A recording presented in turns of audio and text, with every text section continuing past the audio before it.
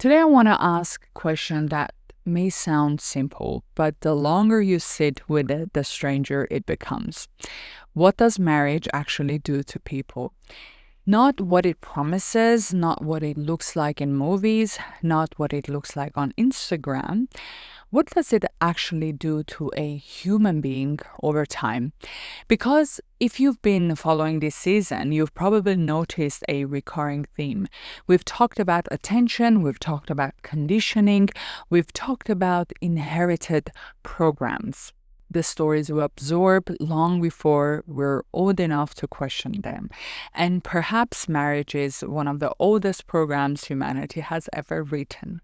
Hello, beautiful souls, and welcome back to another episode with me, Ani, where we never take the obvious answer seriously.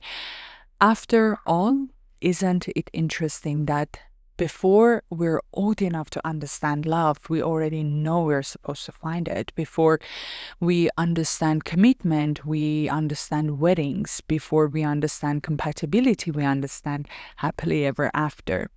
Nobody asks a child, what kind of life do you want to have? Do you enjoy solitude? What does freedom mean to you? Do you think one person can meet all your emotional needs? What kind of partnership would allow you to become most fully yourself? No, they don't. But instead, we ask, when are you getting married? And perhaps that's because we've spent thousands of years treating marriage as a destination. You graduate, you find someone, you get married, you have children, and if one of those pieces is missing, many people quietly begin to wonder if they've somehow failed. But what if marriage isn't a destination? What if it's a transformation? Because here's the things nobody tell us. Marriage doesn't just ask you to find someone. It asks you to become someone. And that's a very different question. Think about the people you know. They're happily married couple, the divorced couple, the couple that stayed together for the sake of children, the person who says, I love my husband, but I miss who I used to be. Or I love my wife, but I don't recognize myself anymore. How many times have you heard that? I don't know when it happened. I just woke up one day and I realized my life belonged to everyone except me. And perhaps that's the strange thing about marriage. How can something be both beautiful and heavy at the same time? How can something give you home while asking you to give up parts of yourself? Because marriage doesn't simply ask, who do you love? It asks, who compromises? Who adapts? Who moves countries? Who changes career? Who gives up sleep? Who carries the mental load? Who remembers the birthdays? Who becomes responsible for everybody else's happiness? More uncomfortable question is that who gives up more? Because for most of human history, marriage was never primarily about love. It was about survival. It was about property, inheritance, land, labor, children, legacy. Entire civilizations were built around a few very important questions. Who inherits the land? Who carries the family's name? Who works the farm? Who takes care of the parents? Who ensures the continuation of the bloodline? And suddenly, marriage begins to look less like a love story and more like one of the humanity's most successful social inventions. Almost every civilization independently created some version of marriage. And I think perhaps we should ask why and what problem was it solving and for whom. Historically, women occupied a very particular place within this system, not because they were less important, but because they were indispensable. Women created heirs, women created families, they created continuity. Women carried the future. And perhaps that's why throughout history, societies have spent extraordinary amount of time trying to regulate women's choices, who they could marry, when they could marry, whether they could divorce, how many children they should have. Because if you influence reproduction, you influence the future itself. And isn't it interesting that even today, one of the first questions many women are asked is, when are you settling down? When are you having children? Not like, are you happy? Do you feel fulfilled? Have you become the person you hoped you become? Just when, as though the timeline of her life was written before she arrived. And children, for most of history, children were not simply a source of joy. They were labor. They worked the land. They inherited the business. They supported their parents. They ensured survival.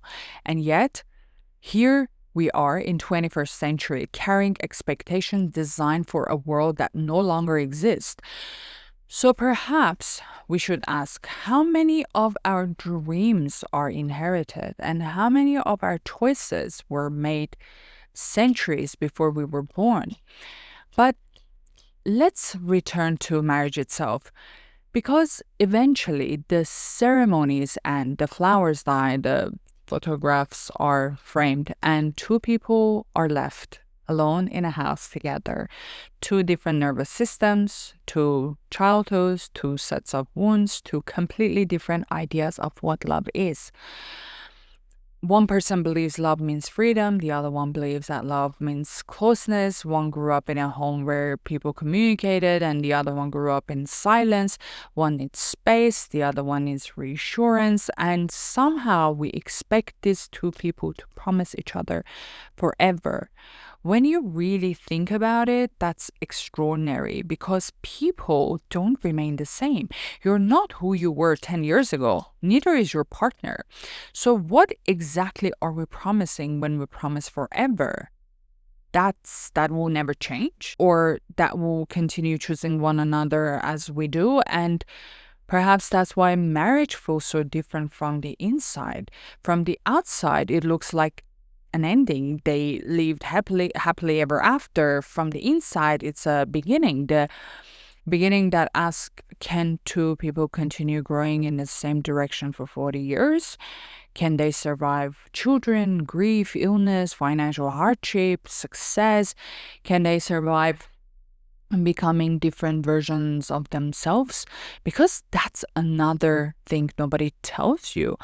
Marriage doesn't just reveal who your partner is, it reveals who you are. The jealous version, the nurturing version, the fearful version, the exhausted version, the version that stays, the version that goes. And that's why divorce can feel so disorienting, because divorce is rarely the death of one thing. It's often the death of many things at once: the relationship, the identity, the future, the story, the person you thought you were going to become.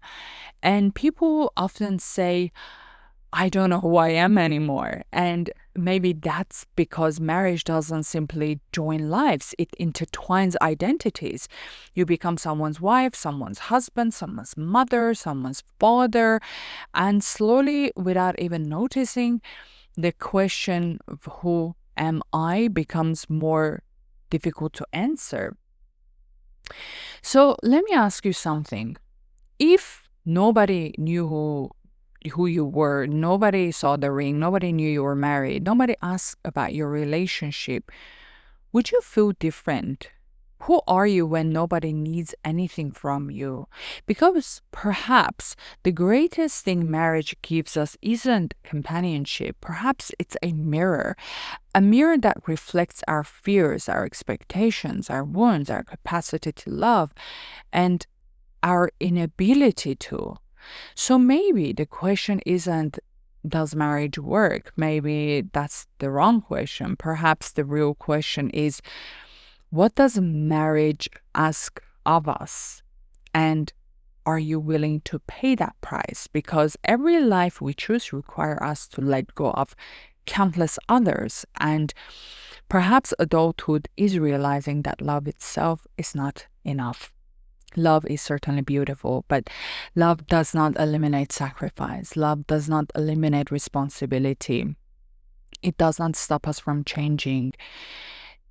Before you ask, did I marry the right person? Perhaps we should ask a different question. Who am I becoming beside them?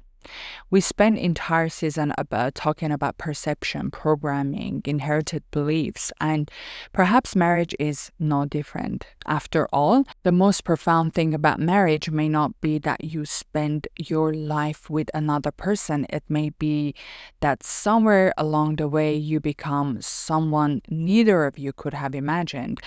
And if that's true, perhaps the question was never, who did I marry? Perhaps it was always, who did marriage ask me to become? So, my lovely listeners, thank you for being here and thank you for lending me your ears. I hope this episode invited you to question something that we are rarely encouraged to question, not because it's right or wrong, but because some of the most important conversations begin the moment we become curious. If this episode resonated with you, share it with someone who might be ready to hear it. And as always, I would love to hear your thoughts in the comment section. Do you think we choose marriage, or do you think in some ways marriage chooses us long before we ever arrive? And until next time, stay aware, stay fierce, and always go beyond the mind.